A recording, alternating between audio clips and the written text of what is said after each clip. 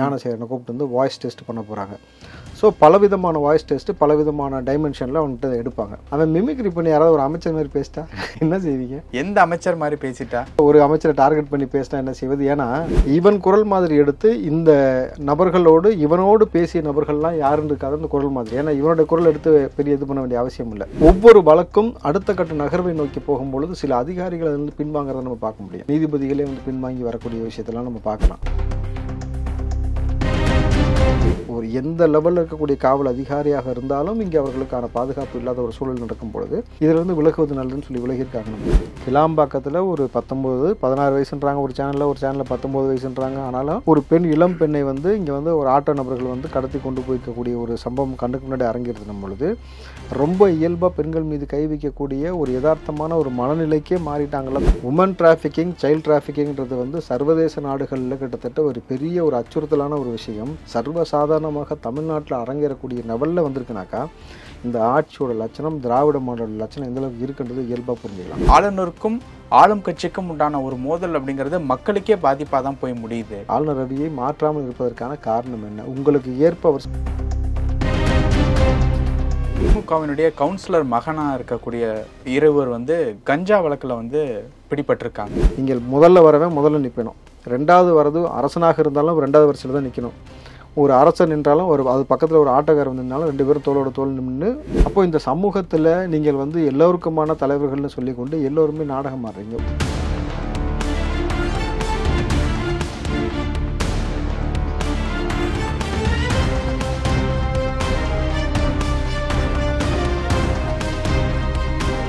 ரியலோ நேயர்களுக்கு வணக்கம். இன்று நம்மளுடைய நேர்காணலுக்கு காங்கிரஸ் கட்சியை சேர்ந்த திரு ராவுத்தர் இப்ராஹிம் அவர்கள் இணைஞ்சிருக்காங்க. சார் வணக்கம். சார் வணக்கம். தான் எப்படி இருக்கீங்க? நலமா இருக்குமா? ஞானசேகரனுக்கு குரல் சோதனை வந்து நீதிமன்றம் வந்து ஆர்டர் போட்டிருக்காங்க. நாளை வந்து சிறையிலிருந்து வெளியில வந்து குரல் சோதனை வந்து செய்யறாங்க. என்ன அடுத்த கட்டத்தை நோக்கி நகருதா அப்படிங்கிற ஒரு கேள்வி வருது. எப்படி பாக்குறது? இல்லை, அடுத்த கட்டத்தை நோக்கி நகர்கிறது. ஏன்னா நிச்சயமா வந்து பார்த்தீங்கன்னாக்கா இது நகர்த்து கொண்டு போய் யார் அந்த சார்கள் என்று கண்டுபிடிக்க வேண்டிய அவசியம் இருக்கிறது. ஏன்னா இன்னைக்கு மிக முக்கியமான பிரச்சனையாக பார்க்கப்படுகிறது தமிழ்நாட்டில் வந்து பெண்களுக்கு எதிரான அந்த பாலியல் குற்ற சம்பவமும், போதை கலாச்சாரமும், மாணவ பிள்ளைகளுக்கு எதிராக நடப்பதும், மூணாவது இந்த சாதிய பாகுபாடு, இங்கே சாதிய ரீதியான பிரச்சனைகள் தான் தமிழ்நாட்டில் மேலோங்கி இருக்கிறது. அப்போ இதை சரி செய்யணும்னாக்கா முதல்ல வந்து தன்னிச்சையாக முன்வந்து ஒரு நீதிபதி செய்வதற்கு முன்பாக ஒரு ஆட்சியில் இருக்கக்கூடிய ஒரு முதலமைச்சர் எல்லாத்தையும் சரி செஞ்சிருக்கணும். பட் இங்கே அனுதாபிகளுக்கு அனுதாபம் காட்டப்படுவதால் இன்றைக்கி நீதிமன்றத்தின் வாயிலாக அறிவுறுத்தலின்படி இந்த விஷயம் அடுத்த கட்டமாக போயிருக்கு. எனக்கு என்ன கூடுதலாக ஒரே ஒரு விஷயம்னாக்கா, நாளைக்கே குரல் பதிவு எடுக்க போகிறாங்க. ஞானசேகரனை கூப்பிட்டு வந்து வாய்ஸ் டெஸ்ட் பண்ண போகிறாங்க. ஸோ பலவிதமான வாய்ஸ் டெஸ்ட்டு பலவிதமான டைமென்ஷனில் அவன்கிட்ட எடுப்பாங்க. அவன் மிமிக்ரி பண்ணி யாராவது ஒரு அமைச்சர் மாதிரி பேசிட்டா என்ன செய்வீங்க? எந்த அமைச்சர் மாதிரி பேசிட்டா? ஒவ்வொரு முறையும் ஒவ்வொரு அமைச்சர் மாதிரி பேசினா என்ன செய்வீங்க? இல்லை ஒரு அமைச்சரை டார்கெட் பண்ணி பேசினா என்ன செய்வது? ஏன்னா அவன் ஹாஸ்பிட்டலில் வலுப்பு வந்து தான் நாடகம் நடித்தான். அது அப்பட்டமாக கண்டுபிடிச்சாச்சு. அதுக்கு அடுத்து பார்த்தீங்கன்னாக்கா மசக்கையாக இருக்கான் அப்படின்ற மாதிரி மயக்கம் வந்துருச்சு, தலைவலி வந்துருச்சுன்னு ஒவ்வொரு முறை ஹாஸ்பிட்டலில் போகும்போது அவனுக்கு என்ன இன்ஸ்ட்ரக்ஷன் இங்கேருந்து கொடுத்தாங்கன்னு தெரியாது. அவனுக்கான சப்போர்ட்டிவ்ஸ் இங்கே இருக்கிறாங்க இல்லையா, அதிகார மையங்கள் என்ன மாதிரியான இன்ஸ்ட்ரக்ஷன் கொடுத்தாங்க, அடுத்து இந்த மாதிரியான புரோட்டோகால் இப்படி தான் வரும்னு தெரியும் வாய்ஸ் டெஸ்ட். ஏன்னா ரொம்ப முக்கியமான இதுக்கு வாய்ஸ் டெஸ்ட் வரும். இதே போல் வாய்ஸ் டெஸ்ட் யாருக்கு எடுத்தாங்கனாக்கா ஜாஃபர் சாதிக்கு இதே போல் குரல் மாதிரியெல்லாம் எடுத்து பல விதமான சோதனைகளுக்கு உட்படுத்தப்பட்டு தான் அந்த குற்றத்தை செய்திருக்கான்ற ஒரு திட்டவட்டத்துக்குள்ளே கொண்டு வந்தாங்க. அப்போ இவனும் செஞ்சிருக்கிறான். இவன் குரல் மாதிரி எடுத்து இந்த நபர்களோடு இவனோடு பேசிய நபர்கள்லாம் யாருன்னு இருக்காது அந்த குரல் மாதிரி. ஏன்னா இவனோட குரல் எடுத்து பெரிய இது பண்ண வேண்டிய அவசியம் இல்லை. இப்போ இவன் யார்கிட்டலாம் பேசியிருக்கிறான், யார்கிட்ட கூடலாம் வந்து கிட்டத்தட்ட இப்போ பார்த்தீங்கன்னா பலருடைய மொபைல் ஃபோன் கையகப்படுத்திருக்கு, காவல்துறையோட மொபைல் ஃபோன் கையகப்படுத்தப்பட்டிருக்கு, பத்திரிகையாளர்கள் மொபைல் ஃபோன் கையகப்படுத்தப்பட்டிருக்கிறது. இந்நேரம் பார்த்தீங்கன்னாக்கா இவன் யார்கிட்டலாம் பேசினாங்களோ அந்த கால் ஹிஸ்ட்ரி, அந்த வாய்ஸ், இது எல்லாத்தையுமே எடுத்திருப்பாங்க. ஏன் எடுத்திருப்பாங்கனாக்கா தமிழ்நாடு அரசுக்கு ஒத்துழைப்பு தரணும், அப்படி தான் எடுக்க முடியும் அப்படின்ற மாதிரியான விஷயங்கள்லாம் இங்கே கிடையாது. யார் வேணாலும் எடுக்க முடியுன்ற மாதிரி ஒரு விஷயத்த வந்து இன்றைக்கி யார் செஞ்சு காமிச்சா? அண்ணாமலை என்ன சொன்னார்? என்கிட்ட அவன் 1 வருஷத்தோடைய கால் ரெக்கார்டிங் அந்த ஹிஸ்ட்ரியோட ஆதாரம் இருக்குது, அவன் யார்கிட்டலாம் பேசியிருக்கிறான்ற ஆதாரம் என்கிட்ட இருக்குது அப்படின்னு இருக்காரு.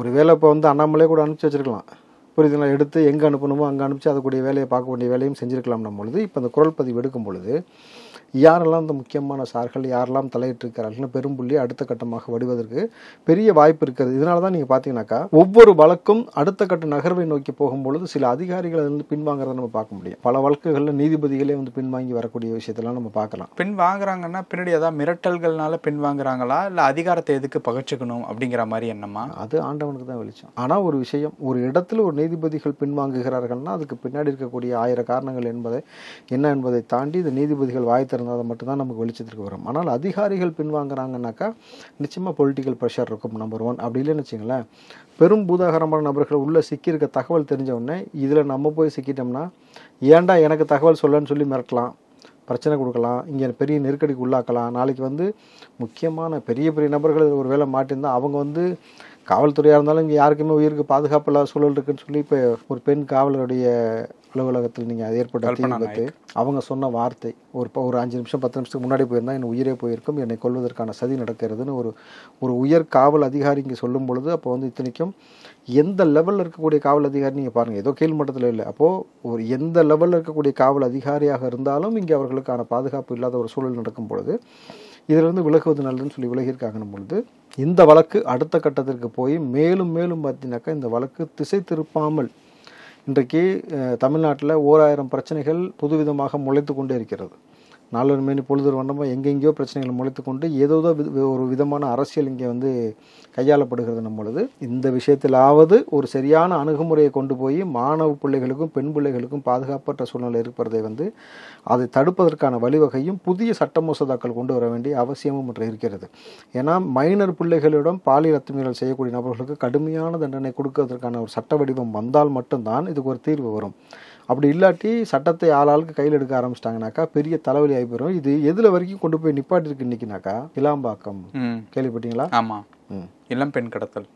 கிளாம்பாக்கத்தில் ஒரு 16 வயசுன்றாங்க, ஒரு சேனலில் 19 வயசுன்றாங்க. ஆனாலும் ஒரு பெண் இளம் பெண்ணை வந்து இங்கே வந்து ஒரு ஆட்டோ நபர்கள் வந்து கடத்தி கொண்டு போயிருக்கக்கூடிய ஒரு சம்பவம் கண்ணுக்கு முன்னாடி அரங்கேறது பொழுது ரொம்ப இயல்பாக பெண்கள் மீது கை வைக்கக்கூடிய ஒரு யதார்த்தமான ஒரு மனநிலைக்கே மாறிட்டாங்களா தமிழ்நாட்டில் இருக்கக்கூடிய பெரும்பாலான மக்கள் அப்படின்னு ஒரு கேள்வி எழுப்பப்படுதுல்ல. ஜாஃபர் சாதிக் அந்த விவகாரத்தில் நம்ம பார்க்கும் பொழுது எந்த அளவுக்கு அதிகார மையங்கள் அவனுக்கு துணையாக நின்றது, எந்த அளவுக்கு அவன் வந்து சர்வதேச லெவலுக்கு கொண்டு போய் கடத்துற அளவுக்கு அவன் வந்திருக்கானா, அவனுடைய வளர்ச்சி எந்த அளவுக்கு இருக்குன்னு நம்ம பார்த்தோம். இந்த ஞானசேகரன் வழக்கில் நீங்கள் பார்த்தீங்கன்னாக்கா காவல்துறையே அவனுக்கு துணையாக இருந்ததாக 6 பேரோட மொபைல் ஃபோனை கையகப்படுத்தும் போது நம்ம சொன்னோம், அப்போ தமிழ்நாட்டில் எந்த பொண்ணை வேணால் யார் வேணால் எங்கே வேணால் தூக்குவான். பேசியிருக்கோமா? இன்னைக்கு கண்ணுக்கு முன்னாடி நடக்குதா? இங்கே மட்டும் நடந்துச்சு. சரி, இன்னொரு மாவட்டத்திலையும் இதே போல் வந்து ஒரு பெண்ணை வந்து பட்டப்பகலில் வந்து காரில் கடத்திட்டு போனாங்க. 2 பேரை கடத்திட்டு போயிட்டு அதுக்கப்புறம் பார்த்தீங்கன்னா ஒரு பிள்ளையை இறக்கி விட்டு ஒரு பிள்ளையை கடத்திட்டு போய் அதுக்கப்புறம் பண்ணக்கூடிய வேலைலாம் பார்த்தப்போ ஈஸியாக உமன் டிராஃபிக்கிங், சைல்டு டிராஃபிக்கிங்கிறது வந்து சர்வதேச நாடுகளில் கிட்டத்தட்ட ஒரு பெரிய ஒரு அச்சுறுத்தலான ஒரு விஷயம் சர்வசாதாரணமாக தமிழ்நாட்டில் அரங்கேறக்கூடிய லெவலில் வந்திருக்குனாக்கா இந்த ஆட்சியோட லட்சணம், திராவிட மாடலோட லட்சணம் எந்த அளவுக்கு இருக்குன்றது இயல்பாக புரிஞ்சுக்கலாம். நம்ம உச்சநீதிமன்றம் வந்து கேள்வி வந்து எழுப்பியிருக்காங்க ஆளுநர் அவர்கள் மேல. ஏன் இத்தனை மசோதாவை வந்து நீங்க திருப்பி அனுப்புனீங்க? அதாவது இந்த நீங்க ஆளுநருக்கும் ஆளும் கட்சிக்கும் உண்டான ஒரு மோதல் அப்படிங்கிறது மக்களுக்கே பாதிப்பாக தான் போய் முடியுது, ஏன் இவ்வளோ ஒரு மோதல் அப்படின்னு சொல்லிட்டு ஆளுநர் மேலே வந்து கேள்வி எழுப்பியிருக்காங்க. எப்படி பார்க்கறது இந்த விஷயத்த? மசோதாவை ஆளுநர் அனுப்பல, ஆனால் சமோசா கொடுத்தா சாப்பிடுவங்க போகிறாங்க, அதை எப்படி பார்க்குறது? நீங்கள் நல்லா புரிஞ்சுக்க. உங்களுக்கு தமிழ்நாடு நலம் சார்ந்து ஒரு மசோதாவை சட்டமன்றத்திலேருந்து பாஸ் பண்ணி அதை ஆளுநருக்கு அனுப்பிச்சு ஆளுநர் வந்து ஒப்புதல் கொடுக்கவோ அதை அனுப்பவோ மேலே அனுப்புறதுக்கான எந்த வழிவகையும் செய்யாமல் நிப்பாட்டி வச்சிருக்கான்றது ஆளுநர் மீது இருக்க குற்றச்சாட்டு. அப்போ நீங்கள் ஆளுநரோடு மிக இணக்கமாக நீங்கள் வந்து போகிறது, சமோசா கொடுக்குறது, டீ சாப்பிட்றது, மற்ற வேலைகள் செய்யக்கூடிய இந்த வேலையெல்லாம் நீங்கள் ஏன் செய்றீங்கன்னு ஒரு கேள்வி இருக்குல்ல. இந்த மசோதாக்களை நீங்கள் முறைப்படுத்தி கொடுக்க வேண்டிய இடத்தில் கொடுக்க வேண்டிய நபரிடம் கொடுக்க வேண்டும் என்பது சட்ட விதிக்கு உட்பட்டிருந்தாலும் ஆளுநர் அவர்கள் அதை சரியான முறையில் கையாளவில்லை அப்படின்னால இன்னொரு பக்கம் ஆட்சியாளர்களும் அதை சரியான முறையில் கையாண்டிருக்காங்களான்னு ஒரு விஷயம் இருக்குது. இத்தனை சட்ட மசோதாக்கள் இப்படி எப்படி பறைசாற்றப்பட்டிருக்கிறதுன்னு ஒரு பக்கம் போகுது. ஆனால் மக்கள் பெரும்பாலும் கேட்கக்கூடிய ஒரே விஷயம் என்னவாக இருக்குன்னா, முதல்ல டாஸ்மார்க்கை மூடுவதற்கான சட்ட வடிவத்தை கொண்டு வாருங்கள். இந்த ரம்மி விளையாடுவதன் மூலமாக எத்தனை உயிரிழப்புகள் தொடர்ச்சியாக நடந்து கொண்டு இருக்குது, அதை தடுப்பதற்கான வழிவகைகளை கொண்டு வாருங்கள்.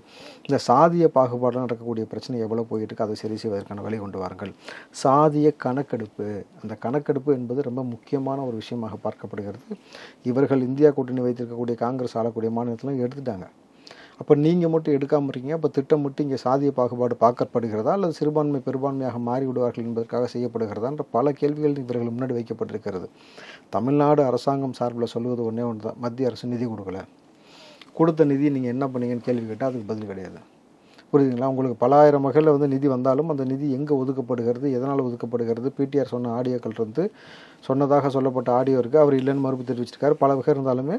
ஆனால் மக்களுக்கு பெருவாரியான நன்மை சேர்க்கக்கூடிய வேலையை இவர்கள் செய்தார்களான செய்யலன்னும் பொழுது இந்த மோதல் போக்கு தொடர்ச்சியாக நடந்து கொண்டே இருக்கிறது. ஆனால் இதில் இன்னும் கூடுதலாக ஒரு கேள்வி, ஏன் இன்னும் ரவியை மாற்றலை? ஆளுநர் ரவியை மாற்றாமல் இருப்பதற்கான காரணம் என்ன? உங்களுக்கு ஏற்ப அவர் செயல்படுகிறார் என்பதற்காக மத்திய அரசு தொடர்ச்சியாக அவர் வச்சிருக்கீங்களா? 2 நபர்களை இங்கிருந்து மாற்றுவதற்கு தயாராக இல்லை. ஒன்று ஆளுநர் ரவி, இன்னொன்று அண்ணாமலை. பிஜேபியில் அண்ணாமலை தான் அடுத்த 26 வரைக்கும் தொடர்றாரு. சமீபத்தில் வந்து திமுகவினுடைய கவுன்சிலர் மகனா இருக்கக்கூடிய இருவர் வந்து கஞ்சா வழக்கில் வந்து பிடிபட்டிருக்காங்க. நார்மலாகவே இந்த ஒரு ஆட்சியில் கடந்த ஒரு 4 ஆண்டு கால ஆட்சியில் வந்து கஞ்சா இந்த மாதிரியான போதை வஸ்துக்கள் வந்து பெரிய லெவலில் வந்து பேசப்பட்டிருக்கு. இப்போ மறுபடியும் இந்த மாதிரியான வழக்கில் சிக்கியிருக்குது அப்படிங்கிறத எந்த பார்வையில் பார்க்கறது? மறுபடியும் அப்படின்ற எடுத்துக்கலாமே தவிர சிக்கியிருக்கிறது தான் நம்ம பேச முடியும் தவிர ஏதோ புதுசாக மறுபடியும் கஞ்சா புதுசாக விற்கின்ற மாதிரிலாம் கிடையாது. 4 வருஷமாக தொடர்ச்சியாக வித்துக்கிட்டு தான் இருக்கிறாங்க. கஞ்சா பொட்டலம் விற்பனை திமுக கவுன்சிலர் மகன் கைது. ரவிக்குமார் மகன் கிருஷ்ணகுமார் ஆகியோர் போலீஸில் கைது செய்யப்பட்டிருக்கார். இவரிடமிருந்து 20 கிலோ கஞ்சா பொட்டலம் பறிமுதல். இது கூட நான் இன்னொரு செய்தியும் படிக்கிறேன், கேளுங்க. சென்னையில் மெத்தபெட்டமைன் போதைப் பொருள் கடத்திய வழக்கில் 2 காவலர்கள் கைது. போதைப் பொருள் தடுப்பு பிரிவு காவலர்கள் ஆனந்தன், சமீர் ஆகியோர் கைது. சில நாட்களுக்கு முன்பு கைதான அசோக் நகர் காவலர் ஜேம்ஸ் ஆனந்திடமிருந்து போதைப் பொருள் வாங்கி விட்டதாக வாக்குமூலம். இதற்கு முன்னாடி கைதான போலீஸ்காரன்ட்டு இந்த 2 போலீஸும் வாங்கி இந்த பக்கம், அப்போ போலீஸாக இருந்தாலும் இந்த பக்கம் மெத்து வைக்கிறாங்க. இங்கே திமுக கவுன்சிலர் பிள்ளைங்களா இருந்துச்சுன்னா இந்த பக்கம் வந்து பார்த்தீங்கன்னாக்கா கஞ்சா வைக்கிறானுங்கிற பொழுது ஒரு பரிணாம வளர்ச்சி அடைஞ்சிருக்கா இல்லையா திராவிட மாடல்? நீங்கள் அப்படி தானே பார்க்க வேண்டியது இருக்குது. இப்போ நீங்கள் ஈரோடு எலெக்ஷனை பொறுத்த வரைக்கும் பார்த்தீங்கன்னாக்கா இன்றைக்கி விறுவிறுப்பாக எலெக்ஷன் நடந்து கொண்டு இருக்கிறது. அங்கே பார்த்தீங்கன்னாக்கா 200 ரூபாய்க்கு பதில் 300 ரூபா ப்ரொமோஷன் ஆகிருக்காங்களாமே, கேள்விப்பட்டீங்களா? அப்போ எவ்வளோ பெரிய வளர்ச்சி அடைஞ்சிருக்கு திராவிட மாடல். நீங்கள் வளர்ச்சி இல்லைன்னு சொல்கிறீங்க, தமிழ்நாட்டில் எவ்வளோ வளர்ச்சி அடைஞ்சிருக்குன்றது இயல்பாக பார்த்தீங்கன்னா புரிஞ்சுக்கும். இது நமக்கு விதிக்கப்பட்ட சாபக்கேடான்றது கூட புரியல. தமிழ்நாட்டில் இப்படி ஒரு ஆட்சி, இந்த ஆட்சியின் கீழே மக்கள் இவ்வளவு ஒரு அவஸ்தையும் இவ்வளவு ஒரு மோசமான சூழலையும் சந்திக்கக்கூடிய ஒரு நிலை இருக்கணும் பொழுது ஆட்சியும் காட்சியும் மாற வேண்டிய ஒரு நிலை மாறாமல் போனாக்கால் நமக்கு மிகப்பெரிய நாளைக்கு வந்து சோமாலியா கிட்டத்தட்ட எப்படி வறுமையின் உச்சத்துக்கு போகுதோ அதுபோல் இங்கே வந்து போதை கலாச்சாரமும் இந்த பெண்கள் மீதான பாலியல் அத்துமீறல்களும் கிட்டத்தட்ட பார்த்தீங்கன்னாக்கா அறிவிக்கப்படாத, இங்கெல்லாம் வந்து சட்ட ரீதியாக வந்து பாலியல் தொழில் செய்யலாம்னு சொல்லி சில இடங்கள் இருக்குல்ல, இங்கே அந்த மாதிரி இல்லாமல் அறிவிக்கப்படாத கிட்டத்தட்ட ஒரு அபாயகரமான நிலை தமிழ்நாட்டில் வந்துடும்.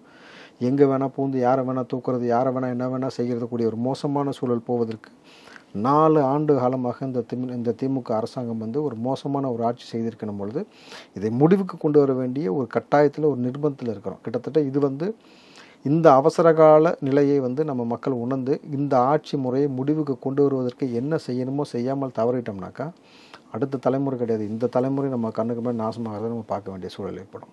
சமீபத்தில் செய்தியாளர் சந்திப்பு வந்து இபிஎஸ் அவர்கள் வந்து கொடுத்துருக்காங்க. அதில் என்னென்னா, சேலம் மாவட்டம் ஆத்தூர் அருகே டாஸ்மாக் கடை ஒன்றில் கள்ளச்சாராயம் விற்கப்பட்டதாக வெளியான செய்தியை வந்து சுட்டிக்காட்டி வந்து ஒரு கேள்வி கேட்டிருக்காரு.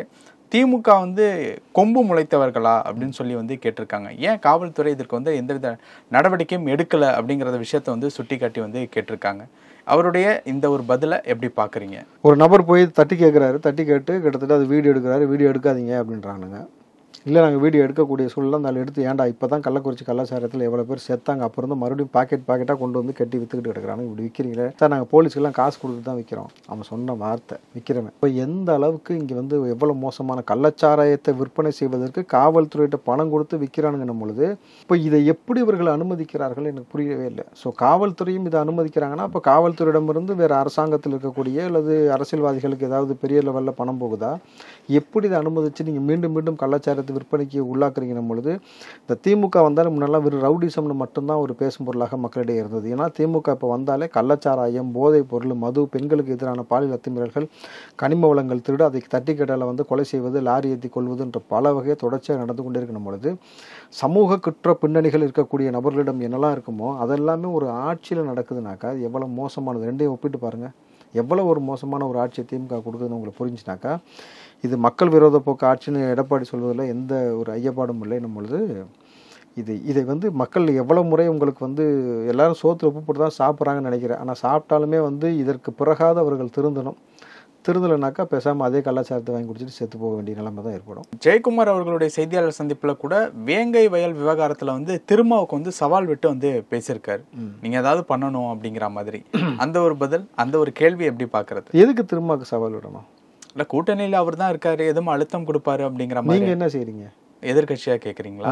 ஏன் அவர் ஒருத்தரையே தான் அவருக்கு பிடிச்சி தொங்கணுமா? நான் கேட்குறேன், வேங்கவேல ஒரு பாதிக்கப்பட்ட ஒடுக்கப்பட்ட சமூகத்திற்கு ஒரு பிரச்சனை நடந்தால் திரும்ப மட்டும்தான் போய் நிற்கணுமா? அப்போ நீங்கள் எதுக்கு இருக்கிறீங்க? நீங்கள் போங்க, அதிமுக நீங்கள் எதிர்கட்சி தானே, உங்கள்கிட்ட எவ்வளோ சட்டமன்ற உறுப்பினர் இருக்காங்க, அவரை விட எண்ணிக்கை லெவலில் உங்களுக்கு பலம் அதிகம், அதை விட உங்களுக்கு தொண்டர்கள் பலம் அதிகம், அதை விட உங்களுக்கு வந்து இங்கே இருக்கக்கூடிய உங்களுடைய கேடர்ஸோடைய எண்ணிக்கை வந்து கிட்டத்தட்ட 2.25 கோடிக்கு மேலே இருக்கிறாங்க பொழுது அதிமுக 144 போடல இல்லை, நீங்கள் போக வேண்டியதானே ஊருக்குள்ளே, ஏன் போல? வெறும் திருமாவை பிடிச்சிட்டு தொங்குறதுன்றது ஒரு மோசமான பாலிடிக்ஸ் தம்பி. இதில் வந்து குரங்கு குட்டியை விட்டு ஆழம் பார்க்குற மாதிரி ஆனாவுன்னா திருமா உள்ளே தள்ளுறது, அவரால் எவ்வளோ தான் போராட முடியும்? நீங்கள் என்ன நினைக்கிறீங்க? இயல்பான ஒரு விஷயம் புரிஞ்சுங்க, ஒரு ஸ்டேஜுக்கு மேலே அவரால் போராட முடியல, அதிகபட்சமாக அவரால் என்ன செய்ய முடிஞ்சு, ஆதவர்ஜினாவை கட்சி விட்டு எடுக்க முடிஞ்சு. ஆனால் அதுக்கப்புறமேட்டு எடுத்துகிட்டு இப்போ வேறு கட்சியில் வந்து என்னை சந்திக்கிறாப்பிலும் போது ஒன்றும் செய்ய முடியல, அவர் அழகாக சந்திச்சுட்டு அவர் வேலையை காமிச்சிட்டு போயிட்டார். அப்போது இப்படி ஒரு மக்களுக்கு ஒரு அநீதி இழைக்கப்பட்ட பொழுது அதிமுக நீங்கள் நேரடியாக அந்த இடத்திற்கு செல்ல வேண்டியதானே, ஏன் செல்லலை? பாமக ஏன் செல்லலை?